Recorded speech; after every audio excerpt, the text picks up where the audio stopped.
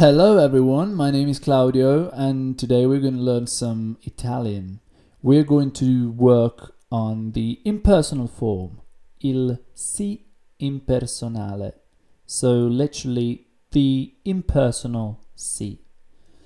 I'm going to explain to you in a moment why it's called the impersonal si and what's the significance of the impersonal form in general as a grammar structure. We have a few sentences here, a few phrases. These are all Italian phrases that contain the particle si. Now, what I want to do with this video is I want to show you what the impersonal form is, and also I want to alert you, I want to show you that not every time you have si in a sentence, you have the impersonal form. So in a nutshell, the impersonal si is a particle that you place as subject when you want to talk about people in general. That's why it's called impersonal. And the verb will be conjugated in the third person singular, as if it was he or she or it. So for instance, in English you would say, they say that you're a good student. In Italian, you say si dice. Dice means he says or she says. It's the third person singular of the verb to say. So, si says that you're a good student. Okay? Now, we have the subjunctive in this sentence, which is not something that we're going to cover in the beginner series.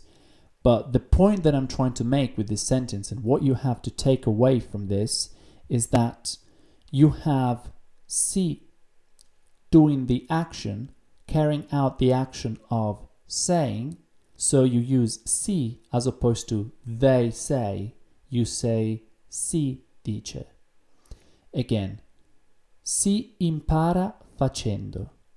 This sentence means si learns by doing. Learns by doing. So basically, people learn by doing.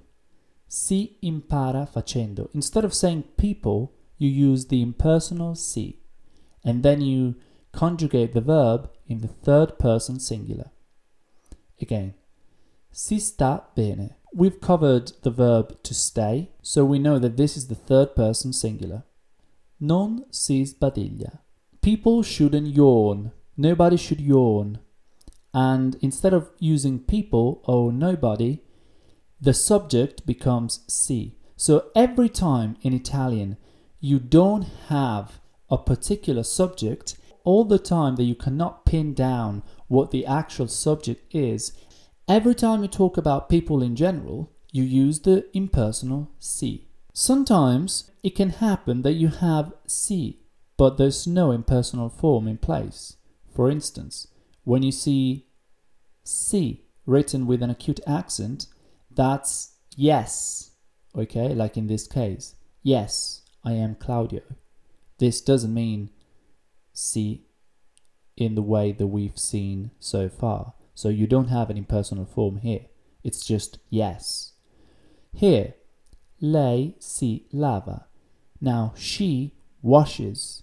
Okay, of course this is a reflexive form. This is an example of reflexive form. So she washes herself. Si is the reflexive pronoun that means herself. So this is not an impersonal form. Although you have the verb conjugated in the third person singular, you also have a third person singular subject here doing the action. So she is washing herself. So in this case, there's absolutely no impersonal form. Okay, so I think I've shown you how to recognize the impersonal form, how to distinguish the impersonal form from other uses of the particle si in Italian. So si can be used for the impersonal form, can be used as an affirmative adverb to say yes, and it can also be used as a reflexive pronoun to mean herself or himself or themselves. Hope you found this video helpful. If you're confused, post a comment down below. I'll try and help. I will see you in the next video. Take care and see you soon.